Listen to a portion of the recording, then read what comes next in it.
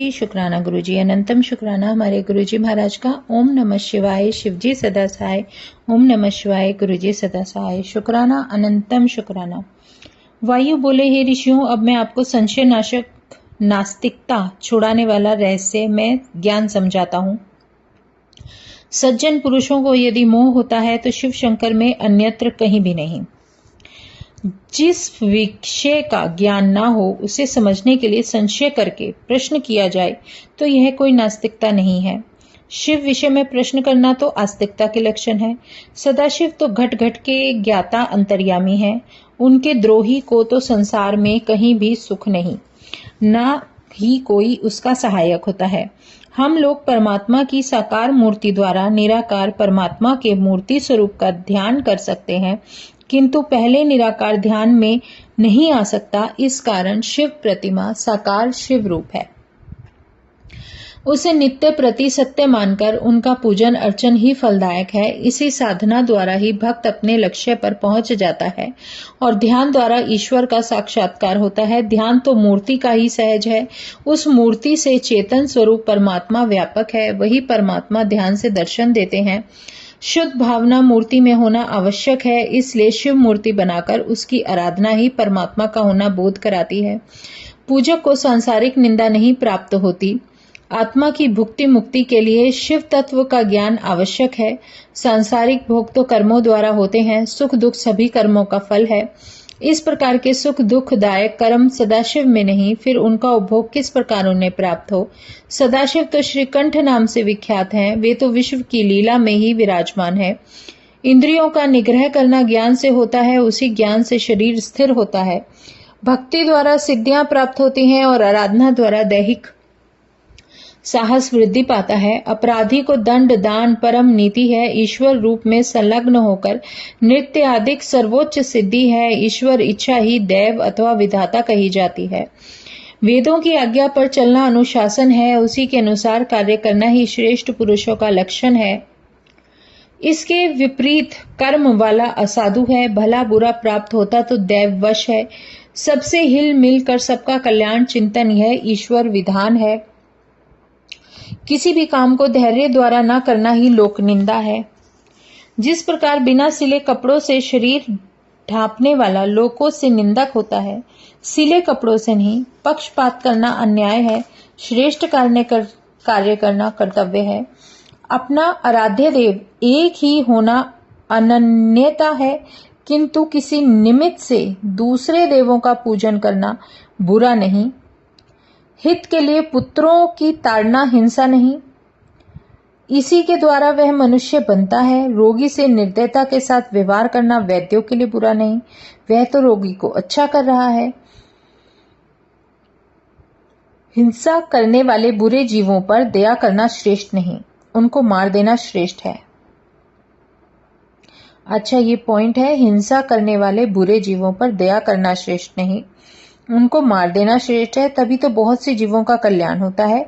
सांप को पालना श्रेष्ठ नहीं, वह तो बढ़कर बहुत से प्राणियों को काट खाएगा। उसी प्रकार खल पुरुष बहुतों का घातक हो जाता है। ऐसे दुष्ट को समाप्त कर देना ही उत्तम है, अथवा उससे पृथक रहना ही उत्तम है। अग्नि में मलिन तांबा डालने से अग्नि दूषित नहीं होती है, तांबा ही शुद्ध हो जाता है। शिवजी के संयोग द्वारा आत्मा शुद्ध हो जाती है और अग्नि के संयोग से काला लोहा भी अग्नि जैसा चमक उठता है। उसी प्रकार अज्ञानी पुरुष शिव भक्ति द्वारा अपनी आत्मा का अंधकार निवृत्त करता है और जिस प्रकार लकड़ियों को भस्म करती हुई आग लोहे को भस्म न करके उसे अपना रूप देती है, उसी प्रकार शिव प्रेम की लौ भी ऊंची उठकर भक्त मनुष्य को शिव रूप चेतन बना देता है। और क्षमा, चतुरता, मित्रता आदि ये गुण तो गौण है, भिन्न वृत्ति हैं। इन्हीं गुणों के संयोग द्वारा मानसिक वृत्ति गुण तथा दोष का कारण हो जाती है, किंतु जो गौण मुख्य सभी गुणों की वृत्तियां हैं तो शिव अनुग्रह से दोष अथवा गुणों का कारण बनती ही नहीं। अनुग्रह शब्द का अर्थ ही यह है कि संसार से मुक्ति कराने वाले सदाशिव को हितकारी आज्ञा पर चलने में दृढ़ रहना श्रेष्ठ है, तभी शिव अपना लेते हैं। इस प्रकार की उनकी आज्ञा गौण नहीं, उसी आज्ञा पर चलना हित है, और यह हित ही अनुग्रह का वास्तविक अर्थ है, अर्थात कृपा पा लेना। अनुग्रह का पर्यायवाची उपकार शब्द भी है, इसलिए सदाशिव अपने भक्तों पर सदा उपकार ही करते हैं। भक्तजन भी भक्ति में तत्पर सभी कुछ कर लेने में सामर्थ्य पाते हैं। भगवान शंकर तो चेतन स्वरूप हैं, वे जान लेते हैं कि यह मनुष्य जगत का कल्याण चाहता है, सब कामनाएं उसकी पूर्ण कर देते हैं। जीव दैहिक संबंध से परतंत्र होकर अनेकों कष्ट पाता है। जब वह शिव कृपा से स्वतंत्र हो जाता है तब उसे कोई कष्ट नहीं छू सकता, और जीवात्मा तो अमर है, ना तो उसे कोई शस्त्र काट सकता है, ना अग्नि जला सकती है, वायु भी उसको सुखा नहीं सकती। फिर उसे दुख किस बात का है? यह तो देह संबंध से ही भोगता है। और सुकर्म एवं कुकर्म के भेद से दो प्रकार के कर्म हैं, पूजन पाठ भजन। अपने जीवन को सुधारने के उत्तम उपाय ये सब सुकर्म है। लोक निंदनीय सभी कर्म कुकर्म है। इस प्रकार के कर्मों का माया द्वारा बंधन केवल जीवात्मा का होता है, और वह प्रकृति के अनुसार ही उपाधि रूप होकर व्यापन हो जाता है, और प्रकृति को स्वभाव कहते हैं।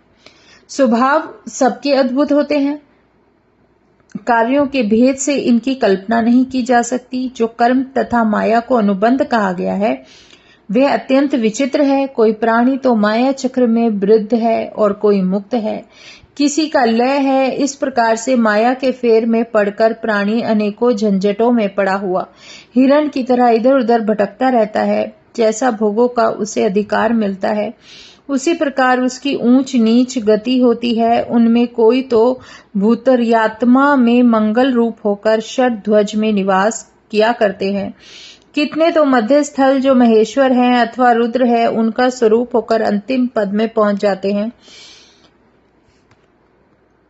इस प्रकार ये तीन स्थान माने गए हैं। सबसे ऊपर परमात्मा, मध्य में अंतरात्मा और अधोभाग में आत्मा होता है। उसी प्रकार से सदाशिव सबसे ऊपर, मध्य में पितामह ब्रह्मा और नीचे विष्णुदेव। कोई कोई शिवजी को अंतरात्मा मानते हैं। सर्वत्र विद्यमान प्रतिष्ठित आत्मा ही शिव है, स्वरूपवान विष्णु है और परमात्मा ब्रह्मा है, ऐसा मानते हैं। देव योनियां 8 हैं, श्रेष्ठ हैं। मनुष्य योनि मध्यम है। पशु पक्षी कीट पतंग आदि ये 14 योनियां अथवा 5 योनियां नीचे हैं। उच्च आत्मा होते हुए भी नीचे योनियां पाना ये तो मनुष्यों के अधीन है। यदि वे अच्छे कर्म करेंगे तो उच्च योनियों में, यदि नीच कर्म करेंगे तो नीच योनियों में जाएंगे। इस प्रकार कर्मों द्वारा उच्च नीच पद भी मिलता है। सत्व रज तम इन 3 गुणों में त्रिगुणात्मक योनियां प्राप्त होती हैं। पशु संज्ञक जीव प्राकृतिक, सात्विक, राजस, तामस इन गुणों की यथाक्रम प्रधानता होने से गाय, सिंह, ऊंट योनियां प्राप्त होती हैं। इसी प्रकार पक्षी, सर्प, कृमि, कीट, पतंग आदि की योनियां भी समझना चाहिए। समस्त गुणों के स्वामी, सगुण निर्गुण मूर्ति, सच्चिदानंद रूप केवल एक ही शिव है। यह सारा ब्रह्मांड महाभूमि रूप रुद्र भगवान में व्याप्त है और पुरुष जीव तो अंगुष्ठ मात्र होते हुए माया द्वारा घिरा हुआ है। माया का चक्र तो रथ के चक्र की तरह घूमा करता है, कभी ऊपर चला जाता है तो कभी नीचे। इसी प्रकार जीव अनेकों कुटुंबिक संबंध से यातनाएं भोगता है। बिना शिव कृपा के कभी भी उसका उस चक्र से मोक्ष नहीं होता। इसका परिणाम यह निकलता है कि वह जीव पुरुष आवागमन के चक्र में उलझकर रोगों का घर हो जाता है और उससे 3 प्रकार के ताप चिपट जाते हैं। इन तापों के निवारक सच्चे वैद्य तो शिव शंकर हैं। उनकी प्रार्थना अर्चना करने पर ही भव की निवारक औषधि मिल जाती है, अन्यथा नहीं। उनकी तो केवल नामोच्चारण ही परम औषधि सब दुखों को मिटा देती है। शारीरिक रोगों की निवारक जैसे वैद्यों की औषधि होती है, उसी प्रकार संसार भव के अनंत दुखों के नाशक, भव बंधनों से मुक्त कराने वाले परम वैद्य तो सदाशिव हैं। यह परम वैद्य सर्वप्रथम जीव के मूल का नाश करते हैं, फिर जीव के निर्मल हो जाने पर वह शक्ति देते हैं जिसके द्वारा वह माया से तर जाता है। फिर शिव सानिध्य जो भी होता है वो पा लेते हैं। जिस प्रकार लोहा आकर्षक चुंबक लोहे को दूर से आकर्षित कर लेती है, वैसे ही भक्तों की पुकार भी चुंबक होकर परमात्मा को अपनी ओर आकर्षित कर लेती है। भगवान शंकर जी की एक आत्मिक शक्ति है, वह सदैव शिव माया तत्पर रहती है और वही शिव भक्ति सदाशिव के विचार के अनुसार जीवों को सत्कार्यों में लगा देती है। अज्ञान के मद में अंधा हुआ जीव सदाशिव को ईश्वर नहीं मानता, इस प्रकार वह अपना सारा जीवन खो बैठता है। सदाशिव तो जहाँ बुद्धि की सभ्यता नहीं, सूर्य चंद्र की गति वहां पहुंच नहीं पाती, वह ज्योति रूप भगवान सदाशिव वहीं ईश्वर भक्ति द्वारा भक्तों के पास आकर्षित होकर आते हैं। जय गुरु जी। अब है 32वां अध्याय, अनुष्ठान का विधान। मुनि बोले, हे वायु महात्मन, उस ज्ञान का अनुष्ठान किस प्रकार किया जा सकता है जिसके द्वारा प्रत्यक्ष ज्ञान होकर मुक्ति प्राप्त हो जाए? अब कृपा करके हम लोगों को यही समझाइए। वायु बोले, हे मुनियों, इस प्रत्यक्ष ज्ञान की प्राप्ति के लिए तो शिव अर्चन ही एक उत्तम अनुष्ठान है। शिव आराधना द्वारा ही मोक्ष पद प्राप्त होता है। उस आराधना का अनुष्ठान 5 प्रकार का है।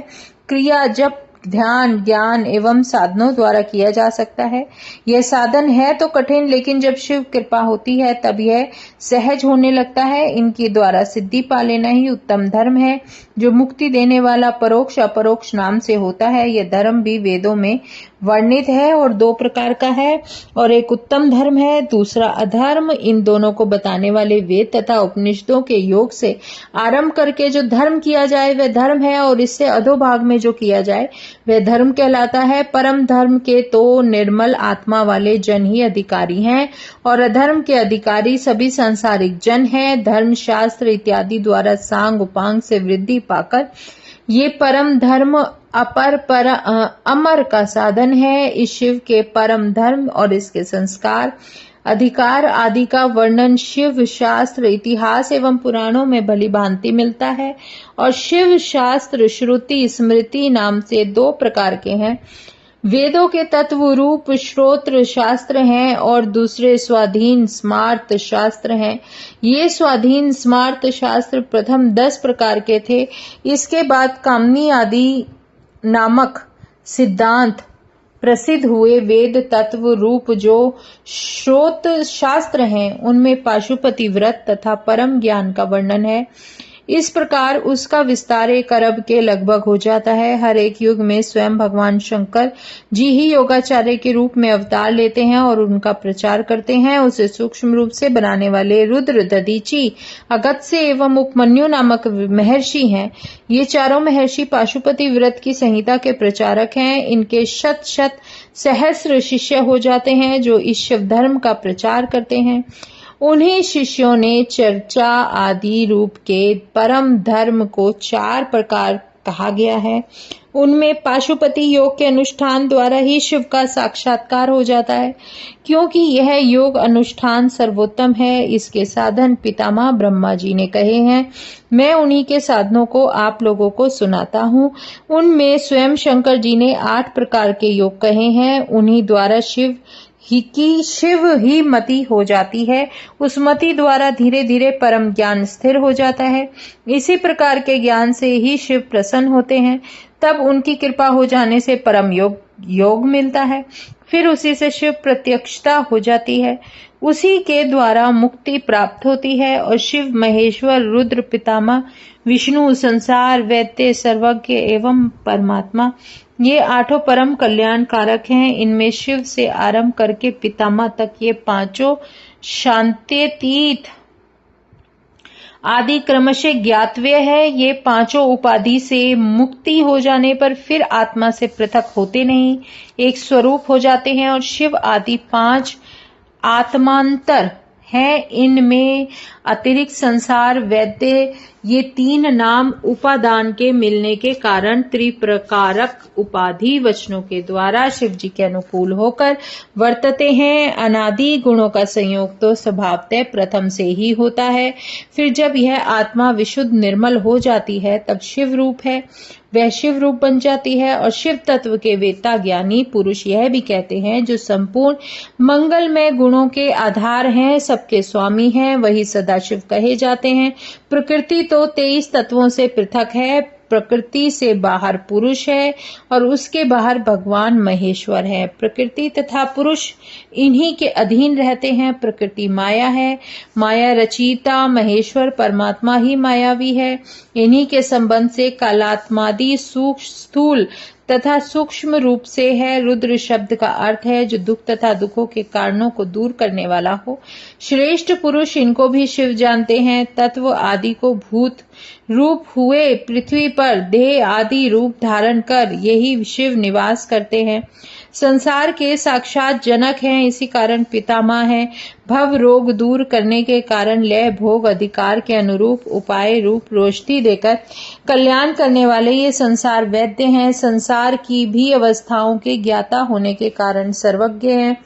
परम गुणों से इनका नित्य संबंध है। अपने से अन्य आत्मा के विरह के हेतु स्वयं शिव परमात्मा है। इस प्रकार के परमात्मा के 8 नाम हैं। इन्हें भली भांति आचार्य द्वारा समझकर क्रमशः शिव आदि 5 नामों का उच्चारण करें। फिर निवृत्ति आदि कलात्मक ग्रंथि विभेदन करके गुणों के अनुसार आवृत्ति करे। उदान वायु द्वारा अपान वायु को दबाए, फिर मूल धार से वायु उठाकर उसके द्वारा मस्तक पर प्रहार करता हुआ प्राण वायु को चलाकर क्रमशः उसके हृदय कंठ तालु भ्रुकुटियों के मध्य ब्रह्म रंध्र के साथ 8 रूपों की पुरी को छेद कर सुषुम्ना नाड़ी द्वारा आत्मा को 12 दलों के मध्य में रहने वाले चंद्र में से ले जाकर उसके ऊपर शिव का प्रहार करे और उसमें अपनी आत्मा को लेकर के वमन का संहार कर दे।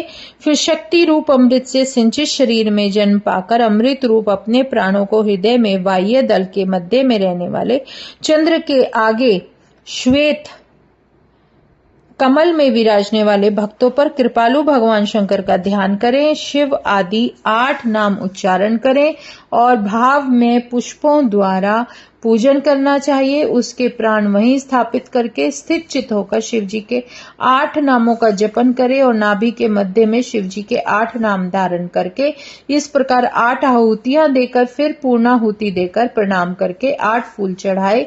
फिर बाली का पूजन करे। इसके बाद चुलुआ जल मार्ग द्वारा अपनी आत्मा शिव जी को समर्पण करे। इसी प्रकार की क्रिया द्वारा अल्प काल में परम ज्ञान प्राप्त हो जाता है। जय गुरु जी। शुक्राना गुरु जी। अब सप्तम वायव्य संहिता के 32 अध्याय पूरे हो चुके हैं। शुक्राना गुरु जी महाराज का अनंतम शुक्राना। ओम नमः शिवाय। शिव जी सदा सहाय। ओम नमः शिवाय। गुरु जी सदा सहाय। शुक्राना अनंतम शुक्र।